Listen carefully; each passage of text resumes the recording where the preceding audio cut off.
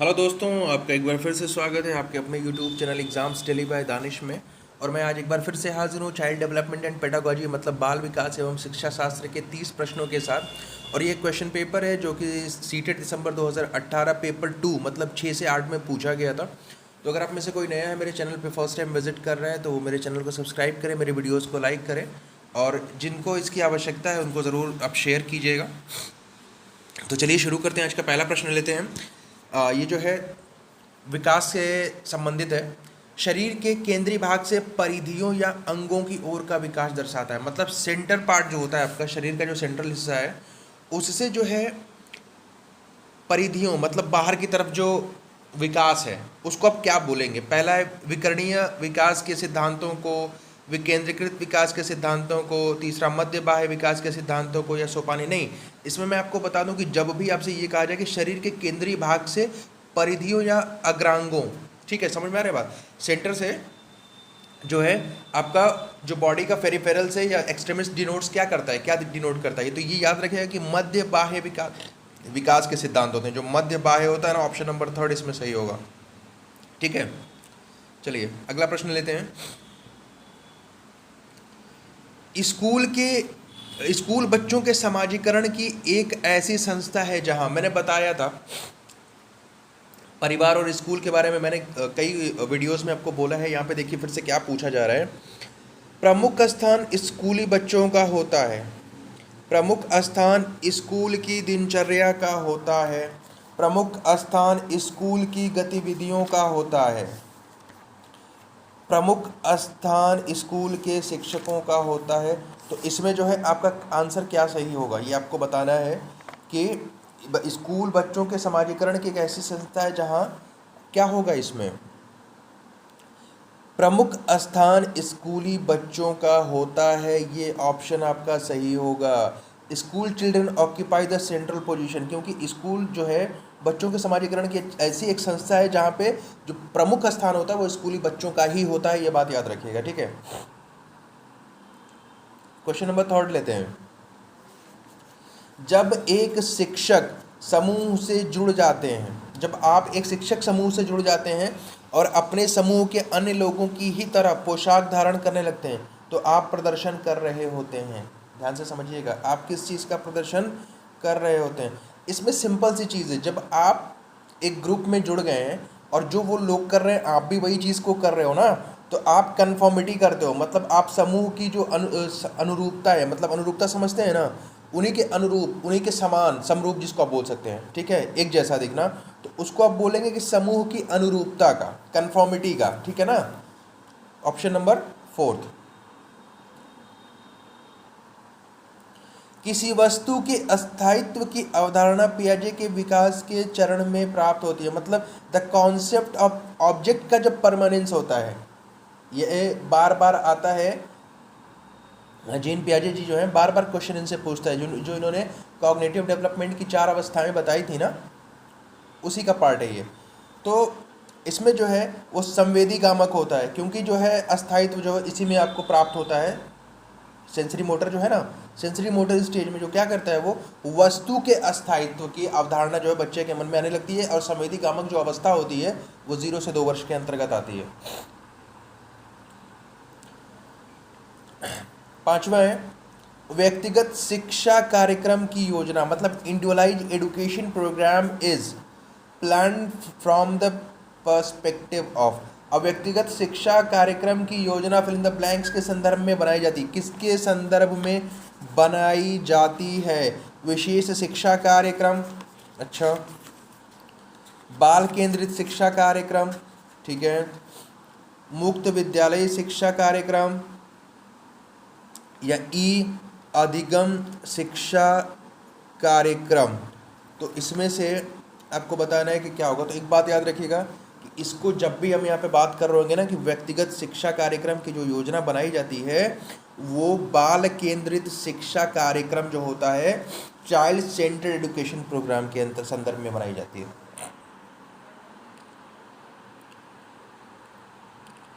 6 है fill in the blanks. महीनों की आयु के बीच अधिकांश बच्चे शब्दों को मिलाकर छोटे छोटे वाक्य बोलना शुरू कर देते हैं। ये देखिए, एक चीज़ मैं आपको बता दूं कि विकास से जो संबंधित जो अलग अलग मानव विकास की अवस्थाएं हैं ना, उससे प्रश्न बार बार पूछा जाता है कि एडोलेसेंस में क्या क्या चीज़ें होती हैं, चाइल्डहुड में क्या क्या चीज़ें होती हैं, प्री चाइल्डहुड, पोस्ट चाइल्डहुड जो चीज़ें हैं ना, तो ये आपसे बार बार पूछा जाएगा। प्री नेटल स्टेज क्या होती है, अगर पूछ सकता तो देखिए यहाँ पे पूछ रहा है ना कि किस महीने की आयु में जो बच्चे, अधिकांश बच्चे शब्दों को मिलाकर छोटे छोटे वाक्य बनाना शुरू कर देते हैं। आपका क्वेश्चन नंबर 6 है। तो मैं आपको बता दूं, 18 से जो 24 महीने की आयु होती है, मतलब 1.5 से 2 वर्ष की जो आयु होती है, इसी में अधिकांश बच्चे जो होते हैं वो शब्दों और वाक्यों को मिलाकर बोलना शुरू कर देते हैं। तो आपका ऑप्शन नंबर 2 जो होगा प्रश्न संख्या 6 में, वो सही होगा। प्रश्न संख्या 7, बुद्धि लब्धि या आईक्यू की अवधारणा दी गई थी। मैं समझता हूँ कि जो बुद्धि लब्धि है, जिसको आईक्यू बोला जाता है, उसका फॉर्मूला आपको पता होगा। तो आईक्यू इज इक्वल टू होता है मेंटल एज अपॉन क्रोनोलॉजिकल या करंट एज इंटू 100। ठीक है, तो बुद्धि लब्धि या आईक्यू जो होता है, इसकी अवधारणा किसने दी थी? इसकी ये जो कॉन्सेप्ट है क्वोटिएंट डेवलपमेंट, ये दिया किसने था, किसने डेवलप किया था? क्वेश्चन नंबर 7 याद रखिएगा, बिल्कुल ओपन सा क्वेश्चन है ये, स्टर्न ने दिया था। बुद्धि लब्धि की जो अवधारणा है ना, मैंने बुद्धि लब्धि का सूत्र आपको बताया है, सूत्र से इसका लेना देना नहीं। बुद्धि लब्धि ज्ञात कैसे करते हैं, इंटेलिजेंस क्वोटिएंट कैसे ज्ञात करते हैं, मैंने वो बताया। बुद्धि लब्धि की अवधारणा किसने दी थी? वो दी थी स्टर्न साहब ने, स्टर्न महोदय ने दी थी। ठीक है, याद रखिएगा। सृजनात्मकता मतलब क्रिएटिविटी को फिल इन द ब्लैंक्स की अवधारणा से संबंधित माना जाता है। किससे माना जाता है इसको संबंधित? तो देखिए मैं आपको बता दूं, जब आप क्रिएटिविटी की बात की जाती है ना, तो डिफरेंट काइंड ऑफ थिंकिंग होती है, मतलब क्रिटिकल थिंकिंग की बात की जाती है, अभिसारी चिंतन की बात की जाती है। बात समझ में आ रही है? तो क्रिएटिव उसी को माना जा सकता है अगर आप उसको किसी न किसी मतलब प्रॉब्लम में डाल के देखो, या कुछ ऐसी चीज़ डाल के देखो, समस्या में डाल के देखो, तो उसका हल मतलब तुरंत का मतलब क्षणिक रूप से देने की कोशिश करता है बंदा। ठीक है, जैसे मान लीजिए कि आपने एक सेल्फी ली, आप बोल दिए कि जरा इसका कैप्शन बताओ, कैप्शन का मतलब उसको क्या टैगलाइन दे। ठीक है, आपके दिमाग में तुरंत आया कि मतलब आप कहीं माउंटेन या कुछ ऐसी जगह पे सेल्फी लिया, उसके बाद उसका कैप्शन कुछ अच्छा सा डाल दिया, तो ये क्रिएटिविटी के अंतर्गत आता है। तो इसमें जो आप बोलेंगे कि विविध सोच, डाइवर्जेंट थिंकिंग, देखिए दिया हुआ है ऑप्शन नंबर 4 जो आपका दिया हुआ है ये वाला, जब भी सृजनात्मकता की बात होगी तो वहां पे विविध सोच होगी, डाइवर्जेंट थिंकिंग होगी, याद रखिएगा।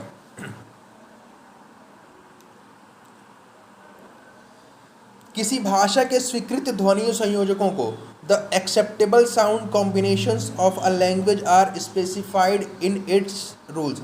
अब कह रहा है कि किसी भाषा की स्वीकृत ध्वनि संयोजनों को इसके फिल इन द ब्लैंक्स नियमों के अंतर्गत बताया जाता है।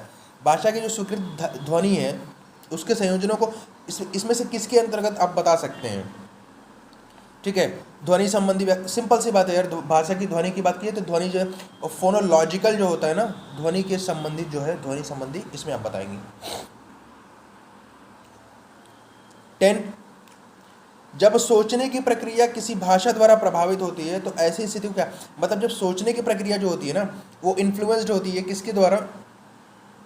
एक भाषा के द्वारा। तो आप ऐसी स्थिति को क्या कहेंगे? मतलब आप सोच रहे हैं और सोचने की जो प्रक्रिया है वो किसी भाषा के द्वारा प्रभावित हो रही है, उस परिस्थिति को आप क्या बोलोगे, उसके संबंध में यहाँ पे पूछा है। तो आप याद रखिएगा कि भाषा मतलब लिंग्विस्टिक डिटर्मिनेशन, भाषा निर्धारित जो है उसको आप बताएंगे। संज्ञानात्मक पक्ष सामाजिक भाषा उद्धृत नहीं, सांस्कृतिक प्रभावित नहीं, भाषा निर्धारित होता है, क्योंकि भाषा के कारण आपको सोचना पड़ रहा है, इसलिए भाषा निर्धारित है यहाँ पे।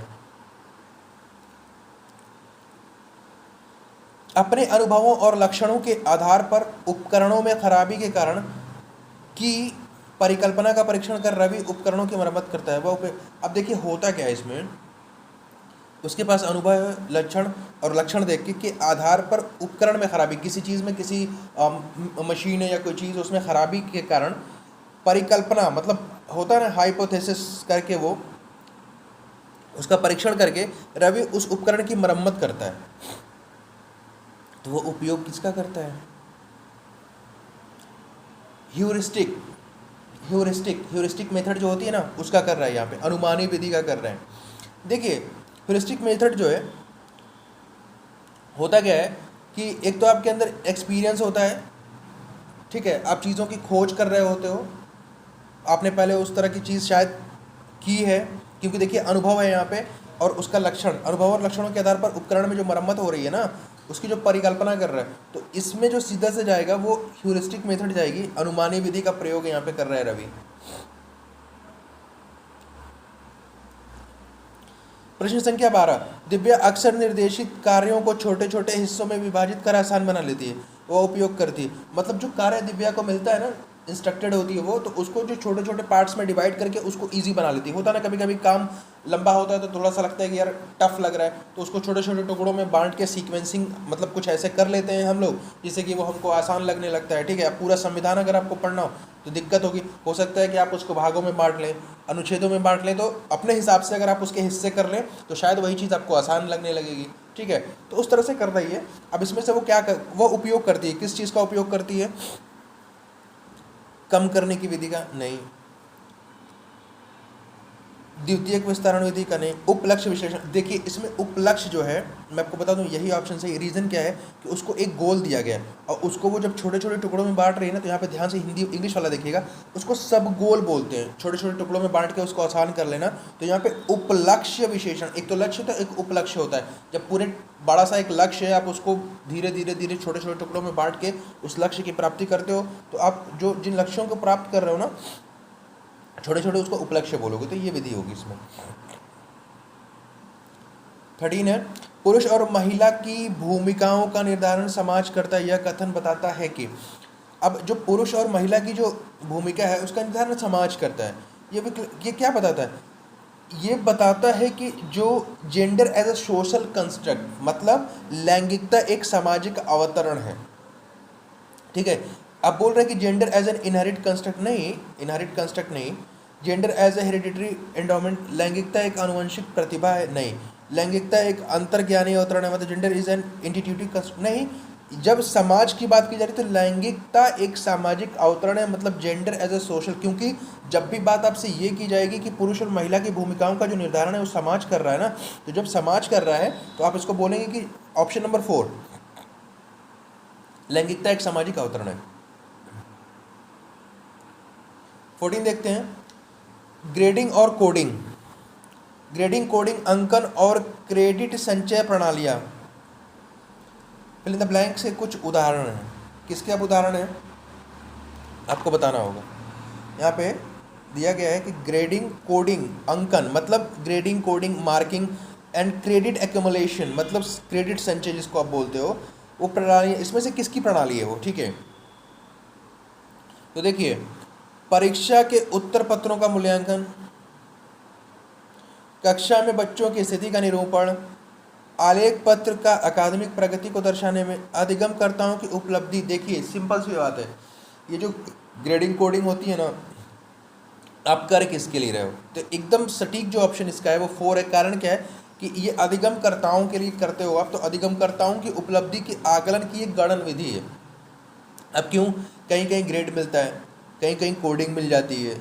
ठीक है, उसके बाद अंकन मतलब मार्किंग भी कर देते हैं हम लोग। ठीक है, और उसके बाद क्रेडिट मतलब क्रेडिट स्कोर्स जो होते हैं उसको आप दर्शाते हो। तो ये चीज़ जो है आपका ऑप्शन नंबर 4 के साथ जाएगा। ठीक है ना। 15, अधिगमकर्ताओं की उपलब्धि का आकलन शिक्षकों की सहायता करता है। अधिगमकर्ताओं की अब किस तरह से सहायता करता है, जब हम अधिगमकर्ताओं की उपलब्धि का आकलन करते हैं ना, असेसमेंट करते हैं ना, तो शिक्षकों की सहायता करता है। किस तरह से सहायता करता है, चलिए देखते हैं। पहला है अधिगमकर्ताओं के प्रदर्शन का रिकॉर्ड रखने में, दूसरा शिक्षण अधिगम विधियों की प्रभावशीलता का मूल्यांकन। देखिए अगर सही से देखा जाए, सही से, तो जब ये बात आ गई ना कि चलिए अगला भी देख लेते हैं, कक्षाओं में अधिगमकर्ताओं का क्षमता समूह बनाना नहीं है, बिल्कुल गलत बात है ये। शिक्षण के लिए गतिविधियों की सूची तैयार, सबसे सही जो है ये जो 4th ऑप्शन है, फर्स्ट ऑप्शन है ये। अगर सही से आप देखिएगा तो ऑप्शन नंबर 2 में ये समाहित हो जाएगा। क्यों, क्योंकि ये जो अधिगमकर्ताओं की जब हम उपलब्धि करते हैं ना, उपलब्धि का आकलन करते हैं, तो शिक्षण अधिगम विधियों की प्रभावशीलता का मूल्यांकन करने में ये, मतलब आपने क्या पढ़ाया, आपकी जो विधियां थी, जो पढ़ाने की टेक्निक थी, या जो भी कंटेंट आपने प्रोवाइड करा है वो किस हद तक सार्थक हुए, इसकी जो जानकारी आपको मिलती है। तो देखिए ये सीटेड दिसंबर 2018 का जो CDP था उसके मैंने 30 क्वेश्चन लिए थे, लेकिन ये पहला पार्ट के रूप में मैंने आज आपको 15 क्वेश्चन कराए हैं, ठीक है। और इसके रिमेनिंग 15 क्वेश्चंस जो होंगे मैं आपको आगे करा दूंगा। तो आज के लिए बस इतना ही था, और इंशाल्लाह आगे मैं एक और इसका पार्ट 2 लेके हाजिर होऊंगा बहुत जल्द। तो सीटेट का जो एग्ज़ाम है, खास करके टेट भी चल रहा है, सीटेट का भी एग्ज़ाम जो है 16 दिसंबर से होना है। तो आप लोग अपनी पढ़ाई को अच्छी तरीके से जारी रखें, क्वेश्चन पेपर्स को, मॉडल पेपर्स को सॉल्व भी करते रहें, अपनी पढ़ाई भी जारी रखें। मॉक टेस्ट भी जो ऑनलाइन सीटेट ने दे रखा है उसको भी ज़रूर लें। उससे आपको पता चलेगा कि आप जब ऑनलाइन एग्ज़ाम देंगे तो आप किस तरह से एग्ज़ाम में बैठेंगे, किस तरह से चीज़ों को करेंगे, ठीक है। तो सारी चीज़ें करते रहें। और अगर आप चैनल पर नए हैं तो चैनल को ज़रूर सब्सक्राइब कीजिएगा, वीडियोस को लाइक और शेयर ज़रूर कीजिएगा, बेल आइकन को भी प्रेस कर दीजिएगा, ठीक है। तो ये जो था आज पहला पार्ट था सीटेट दिसंबर 2018 पेपर 2, मतलब जूनियर लेवल का जो सीडीपी पूछा गया था उसका ये